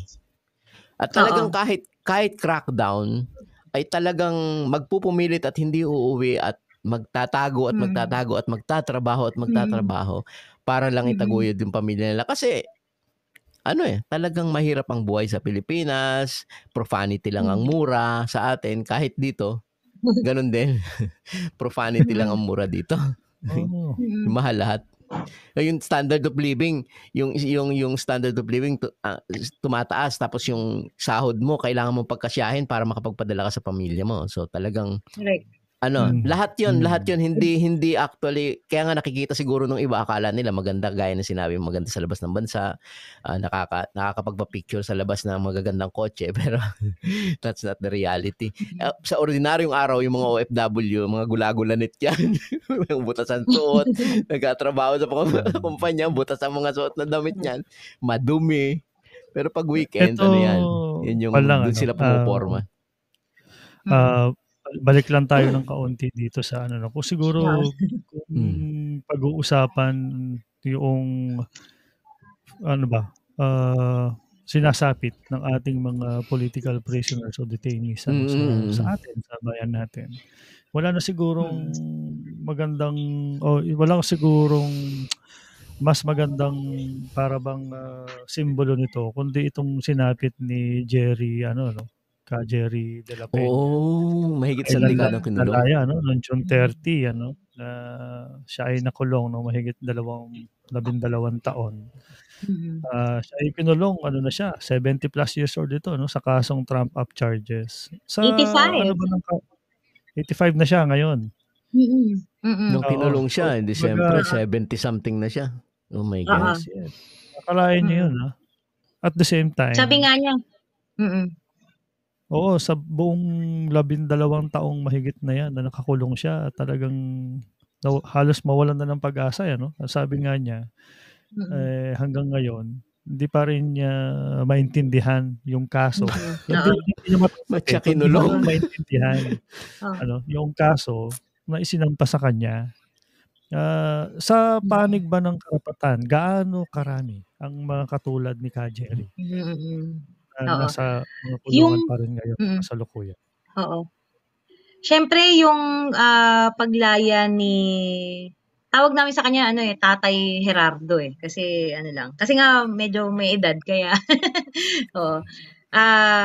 yung paglaya niya siyempre good news na kahit papaano may mga lumalaya at actually, bago siya, may mga lumaya rin sa mga iba't ibang regions o probinsya Pero yung iba, hindi sila lumaya dahil hindi dahil pinalaya sila ng gobyerno kasi na-dismiss yung mga kaso kung hindi man serve sentence. So isipin ninyo yung serve sentence, mahabang panahon na yung ginugol nung marami sa kulungan. Tapos sa ngayon, 2 years, no? 700 sarado as of June 30 ang mga political prisoners. So nung naalala ko sa isang discussion din nung sinabi namin 700, edi ang dami nun kalat-kalat sila sa iba't ibang detention centers sa buong Pilipinas. Syempre malamang hindi kasing dami nung martial law, pero from the father to the son, nagpapatuloy yung existence ng mga political prisoners. Ang inaresto sa ilalim ni Marcos Jr. ay 104. So, sa loob ng 2 taon. Sa loob pa lang yun ng 2 taon. Ilan ang pinaslang? Hindi rin yun biro. So, parang lalabas yun na nagmamat na. Ang hirap magmat, no? Ilang buwan yun? 24. Sa loob ng 24 months, siguro at least bilang sa kanya. 4. At least 4. So, isa kada linggo ang inaaresto at kinukulong sa mga gawang kaso. Yan. Ngayon, yung EJK, extrajudicial yung killing. EJK, sandali lang po titingin lang po ako ng references. Wala. Sandali lang po. Objective tayo Hindi naman tayo kagaya ng estado. Hindi objective. Ayun. Ang mga extrajudicial killings. Hindi pa kasama diyan yung mga pinatay sa war on drugs. Nagpapatuloy yung sa sa war on drugs, 500 according dun 500 na ang The Haas pinatay? Project. 500 sa loob ng 2 taon. Oh my God. War on drugs to syempre ngayon ongoing yung nagbukas ng pagdinig ang House of Representatives, yung Congress sa EJK, tapos inaabangan natin yung investigasyon at sana pagdinig ng ICC doon sa gera kontra droga. Pero yung mga sumusulpot, yung mga kaso ngayon na dinidinig, mga pinag-uusapan o na-i-file, iilan lang. Kumbaga, ang tawag niya, drop in the bucket. No? Parang patak lang sa timba. Yung konti sa kailan pa lang naman yung mga napapanagot na mga kapulisan, mga sangkot sa gera kontra droga. Tapos, sa mga kaso, hindi pa murder. Homicide lang. Kala mo, hindi nila sinasadya yung mga pagpatay. Patakaran nga siya ng pumutok yung gobyerno. baril. Oo. Tumama sa Anak kanya. ka ng SOJ Ngayon, nakalaya sa technical lang yun. Ngayon, ang kwento rin ng mga political prisoners natin, kahit sa mga kulungan, ang pinakamarami ngayon nakakulong ay yung mga kinasuhan dahil din sa droga. So, yung mga political prisoners kasi natin, actually sa standard rules, dapat yung mga political prisoners may sarili silang mga detention center. Pero imagine niyo naman yung sitwasyon ng mga kulungan. Naalala niyo yung naging viral na photo na nakatayo yung mga preso na nagsasalitan ng pagtulog.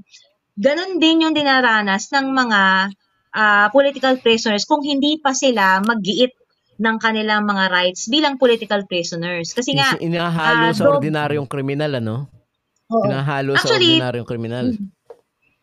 Actually, mas gusto naman nila yun kasi ibig sabihin nun, nakakahalubilo sila sa sa mga ordinaryong tao, di ba? Tapos nalalaman nila yung mga kwento. Pero,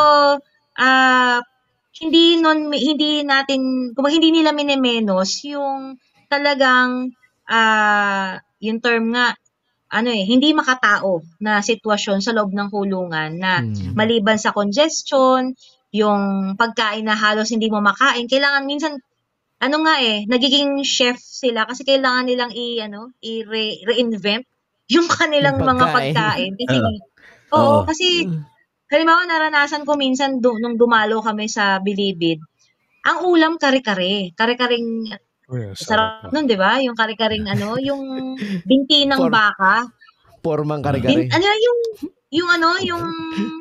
yung binti ng baka, basta yung litid-litid, di ba? Ang sarap nun, di ba? Nako. Kaya lang, yung kare-kare naman nila, kala mo yung parang plastic. Basta talagang hindi mo mangunguya. Kaya nagluto pa sila ng iba. Hindi niluto ng maayos, hindi na palambot. Hindi pinakuluan ng matagal. Tapos talagang masabi lang na, kunyari sinasabing kare-kare pero di mo naman makakain. Parang makunat pa sa di mo maintindihan. So yun. So yung mga ganong mga sitwasyon bukod sa limitadong water supply, tapos pati yung alam niyo yung term may gamit silang term yung mga political pressures, yung sunning halimbawa. Yung kasi syempre 'di ba papansin niyo sa mga siguro sa mga kababayan natin na nakaranas ng dumalaw sa bilangguan, papansin nyo sa mga nakakulong, mahuputla sila, di ba? Kasi nga syempre, dahil nakakulong, hindi sila naaarawan. So, isa yun sa mga dinedeman, yung sunning. Maski yung sunning, kailangan pa nilang ipaglaban yan. Among others, no, mahaba yung listahan nung mga ganyang mga usapin, yung mga prison conditions. Pero, at the bottom of things, no, yung pinaka bottom line talaga nito, hindi sila dapat nandun. Dapat kasama natin sila na nagsasalita, na nagpapayag. Yung iba sa kanila, mga urban poor, mga magsasaka, marami, pinakamarami. Kung maghahatian ng sektor, pinakamarami mga magsasaka. Tapos yung nabanggit yung urban poor, merong dalawa na kabataan ito, 2019, di ba, election? Nagdidikit lang sila ng posters, election posters, in support of Nery Colmenares. Kinulong. Hanggang ngayon nakakulong sila. At kasama doon sa 700 na mga political prisoners. Grabe. Bukod dun kumbaga wala talagang demokrasyang nagaganap sa Pilipinas. Ang demokrasya ay nakasulat na sa papel. Pero ang hitsura parang, batay sa mga napagkwentuhan na natin, parang siyang hitsurang martial law. Martial law siya, parang walang talagang demokrasya. Nagpapanggap lang. Kumbaga, de facto martial law nga yung tawag doon, di ba? Nagpapanggap lang na isang demokrasya, pero hindi naman talaga demokrasya yung nagaganap, kundi diktadurya. Kaya nga mariin nating pinasusinungalingan yung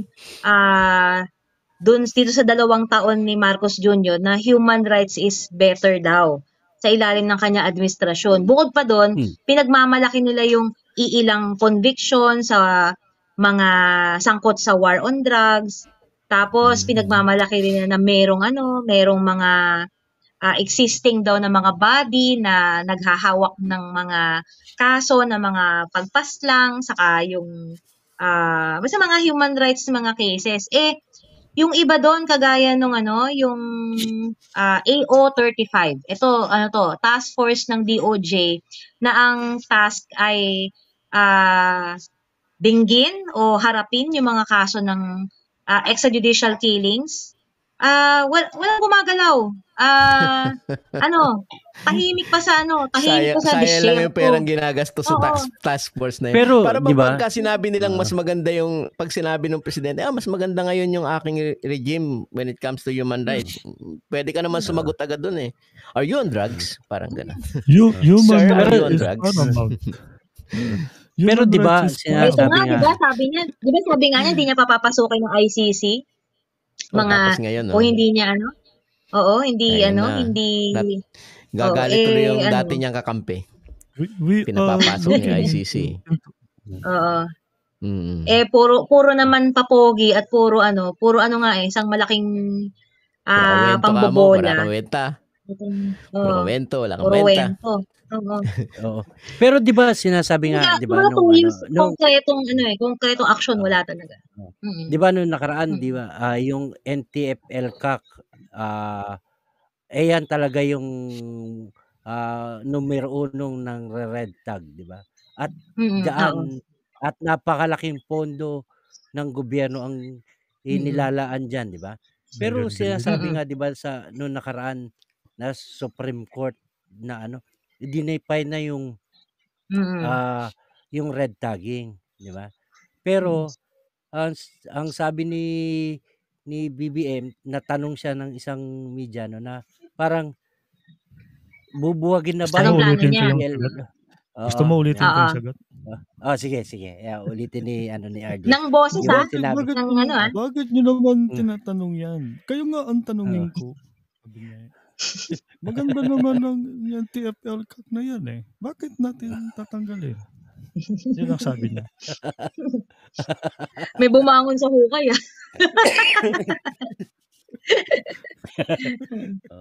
Alam Hindi, niyo, sa yun, diba? sinabi talaga niya hindi niya i-abolish. Oo. Yes. Kahit na nag-resign Very si critical si yung Mm. critical yung stand niya actually in a way na pinagpapatuloy niya yung marahas na programa Oo. ng gobyerno kontra sa insurhensiya in general Kaya lang kasi na overshadow nito yung napakalaking pondong sinasayang ng gobyerno na inilalaan sa isang ahensya na pinamumunuan naman ng mga corrupt ng mga sabihin. Same heads of agencies ng mga gobyerno na may pondo na and then at the same time yung mga pamproyekto di umano sa barangay o mga livelihood programs nila supposed to be ito nasa mga ahensya ng gobyerno, ng DSWD, ng DPWH, ng DOTR, pero nasa kamay ng mga politiko, ng mga general. Pagka ganun, talagang yan subject na kung sa corruption agad eh. Kaya Mr. President, Mr. President. Ay, saka alam nyo ba, yung kahit yung sa, sa yung mismong yung patakaran ng yung sa pagpapasuko daw ng yung parang rebel returnee. Surrender. Yan. Surrender. May din diyan eh, may mga Pera ulat din na pati yan, may posible rin talaga na may corruption kasi isipin nyo, sasabihin nila nilabag na yung karapatan ng mga tao na pipilitin silang sumuko daw. Kaya sabi nila, saan kami susuko? Anong ginawa namin? Papipirmahin sila sa blankong papel. Tapos, iuulat nila yon na nakapagpasuko sila ng libo-libo. Sila mismo nagsasabi, na lang daw, 1.5 na lang daw ang NPA sa Pilipinas. Bakit ang pinapasuko nila 15,000? Bakit kasi alam niyo bakit tinatawag na counterinsurgency yung NTF-ELCAC? Hindi siya counterinsurgency actually. Programa siya na kumbaga sa parang kontra mamamayan pa eh. Kasi ang inaano naman ito, ang binibira nito mga ordinaryong mamamayan eh. Kaya yung NTF-ELCAC hindi talaga siya magiging counterinsurgency kasi hindi ganun yung itsura. Ang itsura parang talagang para kang sa sarili mong bansa eh. Wala kang karapatang magsalita. As in, ba't di nyo pa i-declare yung martial law? Ang tawag namin diyan mga patakaran at mga ahensyang mapanupil. Yung mismo. Sakto. At mapanupil, repressive at nagpapakita rin ng pasista na katangian ng estado. Kasi yung di ba kapag sinabing yung pasismo paggamit ng dahas, pero bukod doon meron ding panlilinlang. Hindi yan yung pinagmumukha nila na magandang sitwasyon ng karapatang pantao sa Pilipinas kapwa mapanupil at mapanlinlang. Yun yung yung ginagawa natin na paglalantad o paglalabas ng mga biktima, itong mga kaso, ganyan. Kahit na kumbaga sabi nga kahit na saklot ng takot yung mga mamamayan, mas pinipili nilang magsalita at patotohanan yung kanilang mga karanasan. Kagaya na lang nung dalawang kababaihan na environmental defenders sila, 'di ba? Sila nabanggit nyo kanina sila Jed at Junila, 'di ba? Kahit na nasa kamay ng mga ahente ng NTFL at mga sundalo, pinanindigan nila yung totoo kasi kung hindi, wala na silang walang kumbaga, wala silang ibang pagpipilian at naging rin yun, naging isa sa mga naging daan din yun para patunayan na ito yung ginagawa ng hindi mapasinungalingan ng gobyerno. Ang ginawa, kinasuhan sila ng perjury o pagsisinungaling. Pero hindi nila mapasinungalingan na may patakaran talaga.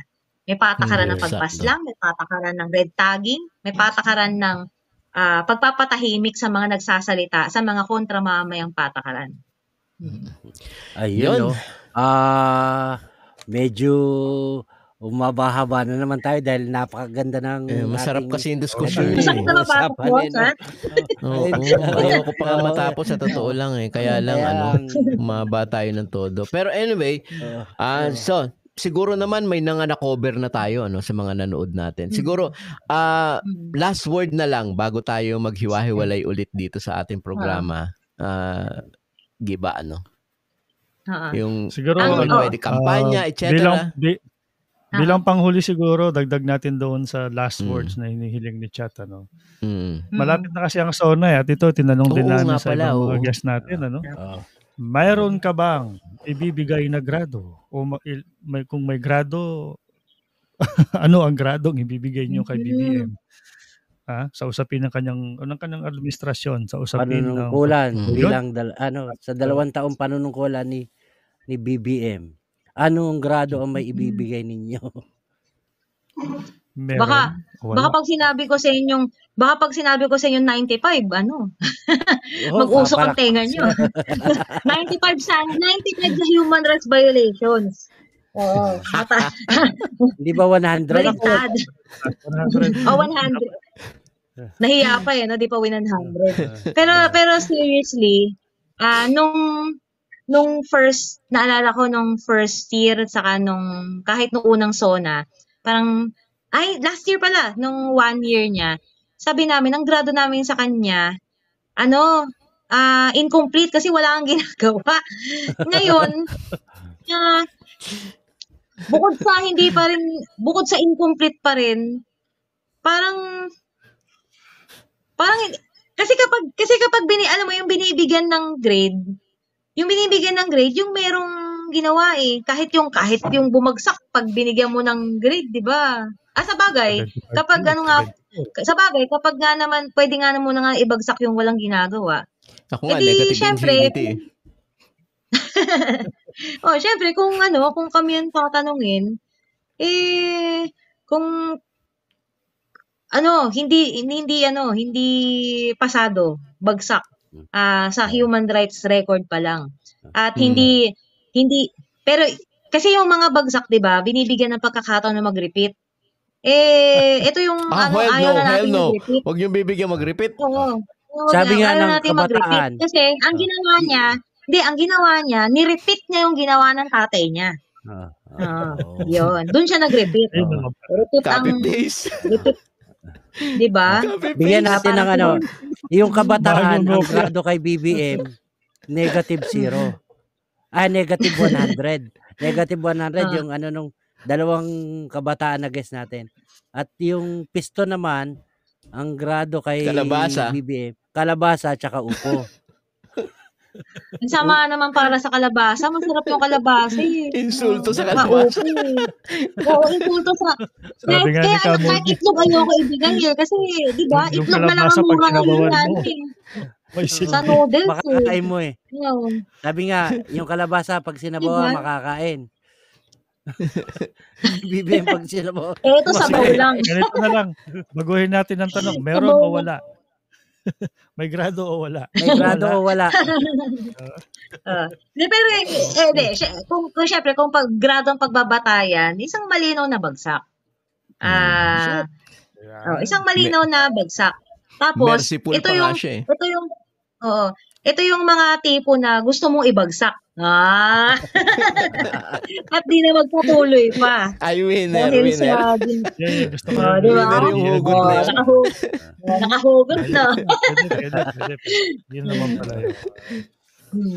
Shoot. Pero syempre, hindi Thank natin you. yun magagawa kung hindi magsasama-sama at kikilos mga mamayan. Kaya Yun yun yung din essential. ang ating panawagan sa SONA. Kung yung mga political prisoners hindi makasama sa mga pagkilos sa lansangan, edi maging boses tayo.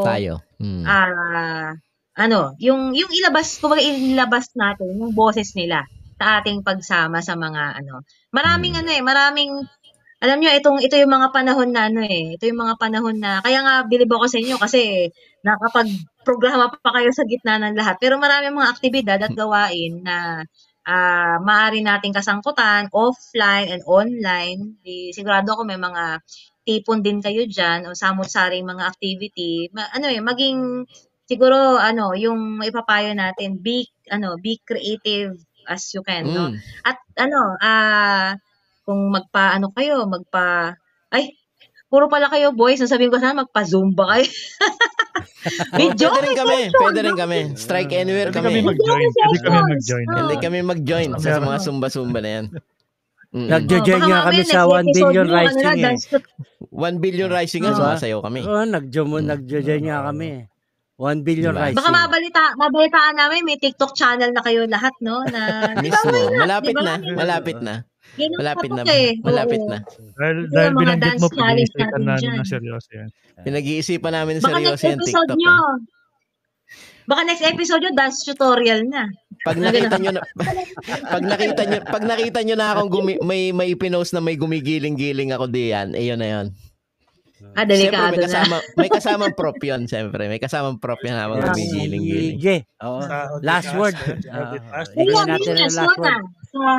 Sa SONA, kasi pag SONA, State of the Nation address pero kung mga ganitong mga buladas na mga puro paandar lang ang sasabihin, mas lalong dapat na magsalita at kumilos ang mamayan, na ipakita yung, sabi nga natin, SONA ng bayan. Yung totoong State of the Nation, hindi natin sa Kongreso maririnig at makikita.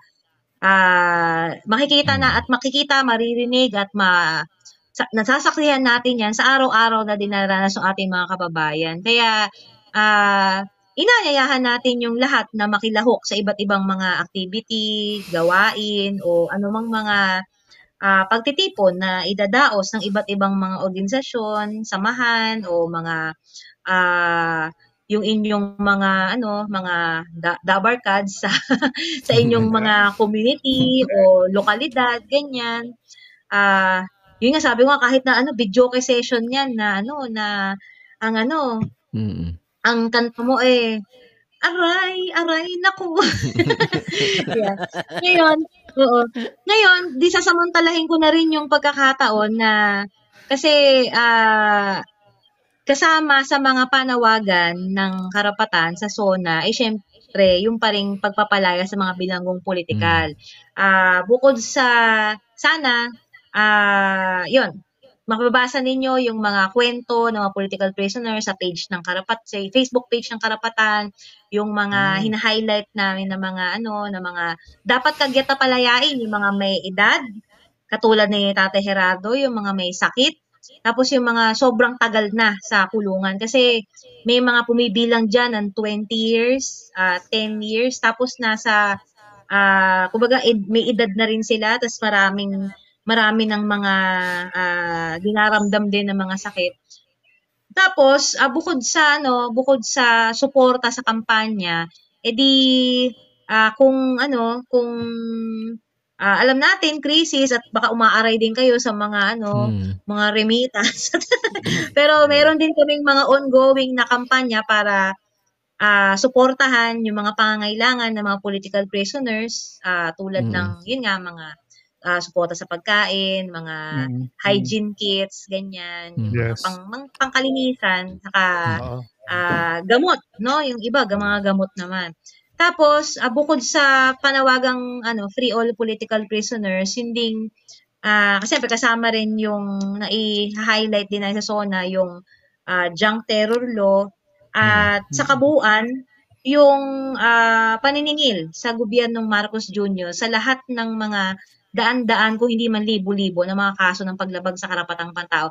Hindi pa natin pinag-uusapan yung ginagawa sa mga communities na may mga incidents na mga bombing sa mga communities. Ano to? Farmers, indigenous people communities, yung mga probinsya. Yes. May mga nag-viral sa sa social media na mga binivideohan ng kumbaga mga taga community na mga lumilipad na mga na mga aerial drones. Aerial strikes, no? At wala namang wala namang pinipili yan na talagang nakadireksyon talaga sa mga community saka sa mga taniman na mga magsasaka na nakakapekto rin sa kanilang kabuhayan. So,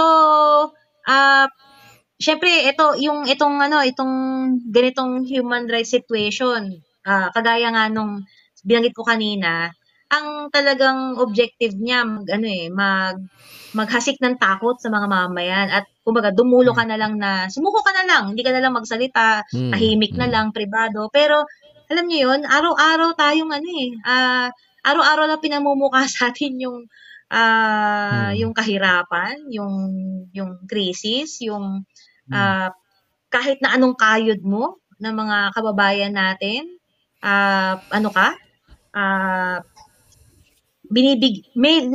binibigyan tayo lagi o nandyan lagi yung lahat ng dahilan para sabihin na hindi ito makatarungan, hindi ito yung gusto nating ipamana sa mga susunod na henerasyon. At sa mga kababayan natin OFW, 'di ba, laging sasabi, kaya nga tayo nag-abroad para para bigyan ng magandang buhay yung mga anak natin yung mga pamilya natin Pero kung ganun ang sitwasyon na hindi tinutugunan ng gobyerno yung mga pangailangan ng mamayan, tapos hindi ka nga umaasa sa ayuda, hindi ka nga umaasa sa ibinibigay na suporta na dapat yung budget ng, di ba, yung pambansang budget para sa mga serbisyo sa mamayan, papatawan ka pa ng mas maraming buwis.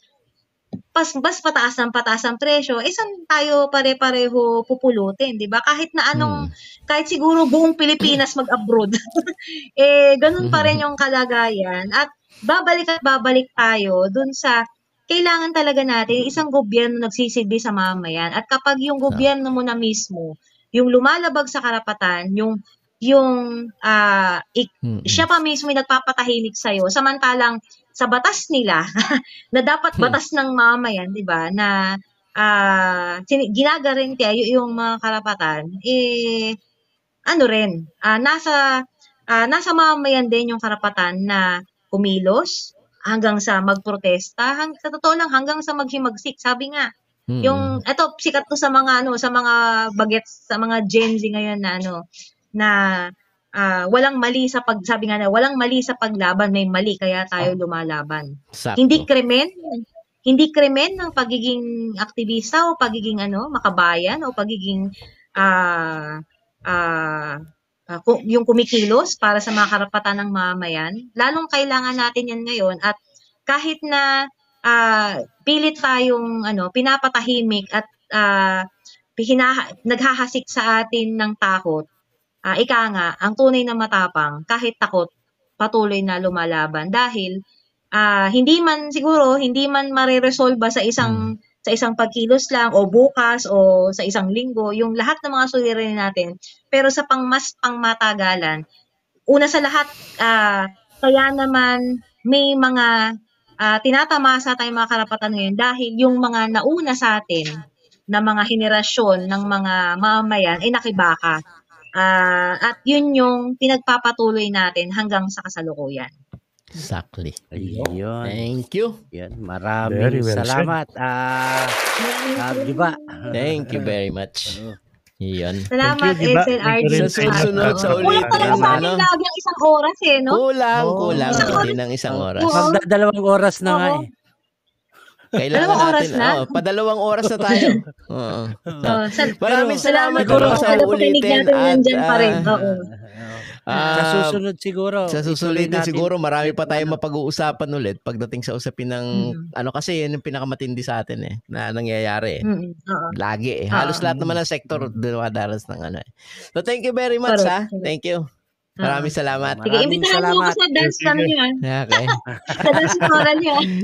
Why Okay. not? Salamat. Maraming Alright. salamat sa mga Maraming tagapakinig salamat. at tagapanood natin. Oo.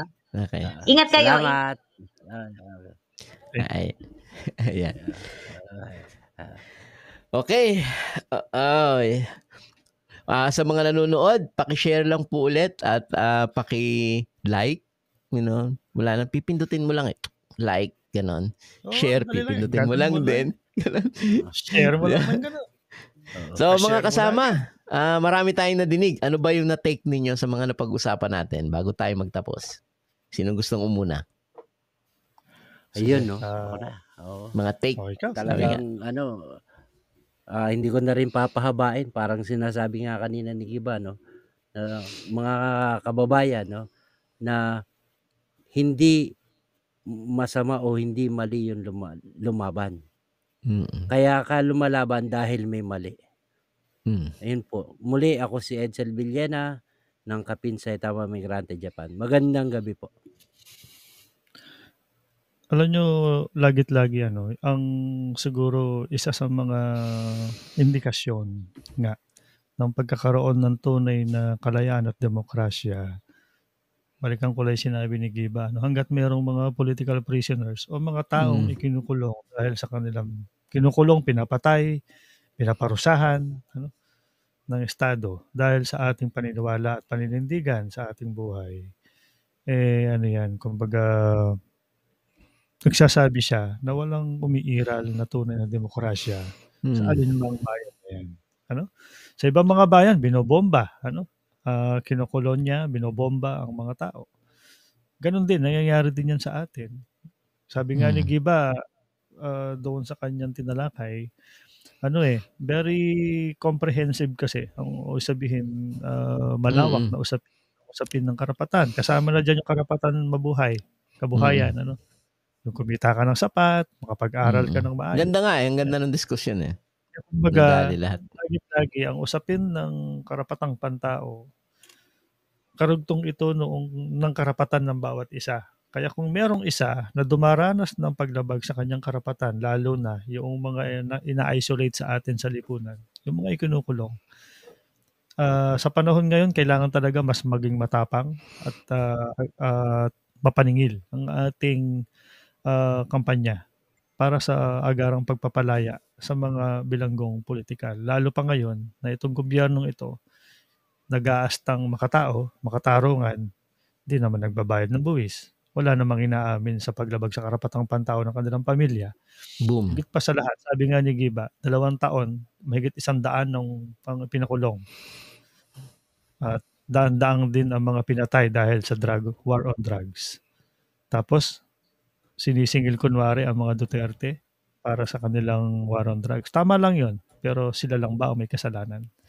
Kaya mga kabayan, sana itong mga ganitong klaseng programa kagaya ng sa atin, sa Radyo Migrante at iba pa, gaya na mga programa ng mga organisasyon ng mamamayan na naglalayon na maglinaw at magbigay ng, sabihin na natin, edukasyon sa iba't ibang mga issue. Suportahan po natin.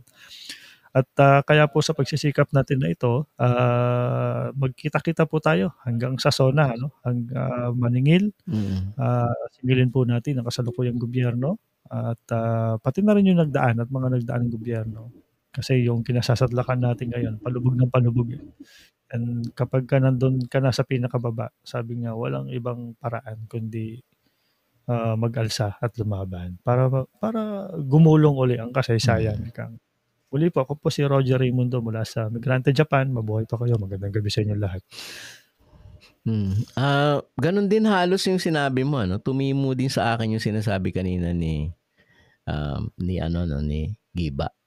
Yung kawalan ng tunay na demokrasya sa isang bansang nagpapakulong ng mayroong kakaibang political belief o yung kanyang political belief.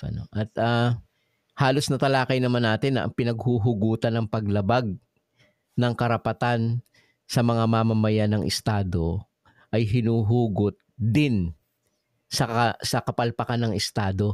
Mas ganun pa di ba? Yung reaction lang ng mamamayan kasi yung gusto nilang supilin sa kabulukan ng Estado. Kasi kabulukan ng Estado yun, nagre-react yung mamamayan. Ine-exercise niya yung kanyang democratic rights bilang mamamayan. At ang reaksyon ng Estado ay pasismo, pagpapakulong, di ba? Ganun pamamaslang. So siguro naintindihan sana natin na ang demokrasya ay hindi po ito pagboto lamang. Hindi ito pwedeng basta't magsalita ka lang, kundi ito'y tinatrabaho talaga ang demokrasya. Pinaghihirapan. So maraming salamat po sa inyo sa uulitin. Mula po sa amin sa Radyo Migrante, maraming salamat sa mga nanood. At maraming salamat kay Giba dahil pinagbigyan tayo. Maraming salamat. Radyo Migrante, talakayan ng mga napapanahong isyu na may kinalaman sa mga buhay ng mga migranteng Pilipino at pamilya. Radyo